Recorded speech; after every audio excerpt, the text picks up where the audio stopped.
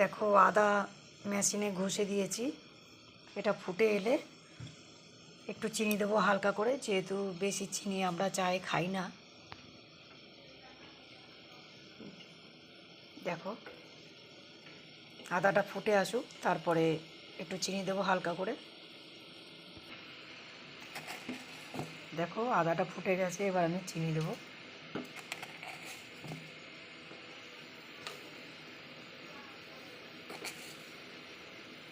এই 3 চামচি, ছোটো চামচি 3 চামচি দিলাম, এই চামচি।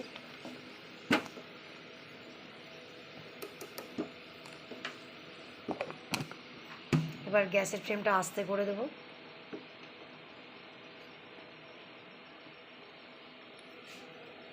দেখো আদার কালারটা বেরিয়েছে, এবার একটু গোলমরিচের গুঁড়ো দিয়ে দেবো।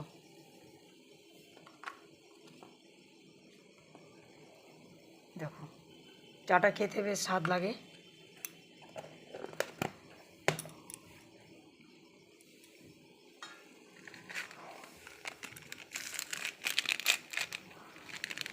এবার চা পাতা দিয়ে দেবো।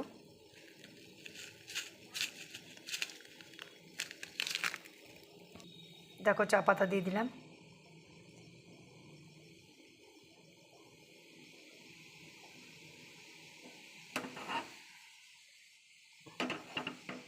আমার লিকার বেরিয়ে গেছে চায়ের। এবার গ্যাসটা অফ করে দেবো। হয়ে গেল আমার গোলমরিচ আদা দিয়ে চা, লিকার চা। এবার চাটা নামিয়ে নিই। এখানে তাহলে ব্লগটা শেষ করছি। Bye bye.